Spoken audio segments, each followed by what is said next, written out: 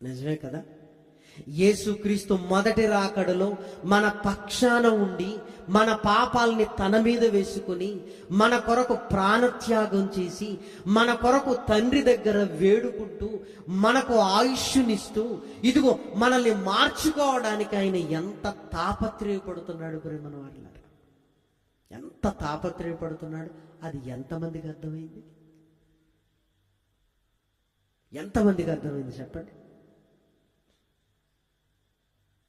బిడ్డను మొయ్యటం ఎంత కష్టమో తల్లిని అడిగి చూడు, 9 నెలలు. అలాంటిది నీ పాపాన్ని నా పాపాన్ని మానవాళి పాపాన్ని ఆయన సిలువలో మోసుకుంటూ వెళుతున్నాడు అంటే ఎంత కష్టమో నువ్వు ఆలోచించు. ఎందుకు? నీ కోసం కాదా? నా కోసం కాదా? నిన్ను నన్ను పాపములను విడిపించడానికి ఇదిగో ఆయన బ్రతిమిలాడుతున్నట్లుగా దేవుని వాక్యం ప్రతిసారి నీ హృదయం అనే తలుపు దగ్గరికి వస్తూ ఆయనే తలుపు కొడుతూ నువ్వు మారాలి అని వాక్యమైన యేసుక్రీస్తు మన హృదయాలు తడుతున్నప్పుడు ఎవరికైనా అర్థమైందా? ఎవరికైనా అర్థమవుతుందా? నిర్లక్ష్యం. ఏంటి? ఏం కాదు, ఎప్పుడైనా ఆయన క్షమిస్తాడు. ఈ రోజే కదా, రేపు క్షమించడా? ఎల్లుండి క్షమించడా ఆయన? ఎంత నిర్లక్ష్యమో చూసారా? కానీ జీవితమే వెళ్ళిపోయినప్పుడు మరలా ఈరోజు నీ కొరకు ప్రాణం పెట్టిన ఆయనే ఎవరుగా కూర్చుంటున్నాడు?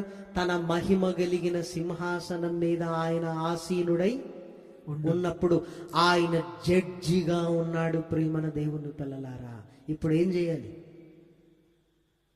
ప్రియమైన వారిలారా? ఓకే, నిన్ను విడిపిస్తాను అంటాడా? లేదు, నా మొదటి రాకడలో అది జరిగింది.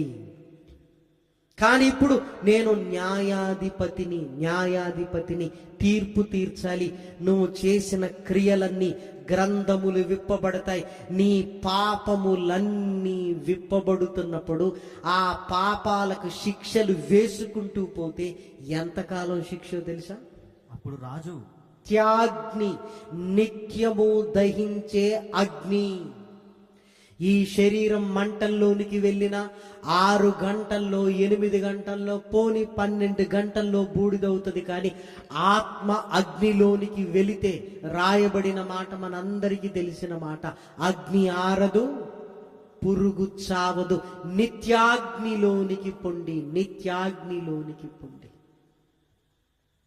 నిన్ను నన్ను పరలోకానికి తీసుకుని వెళ్ళడానికి వచ్చిన, ఈ భూమి మీదికి వచ్చిన ఆయనే మరలా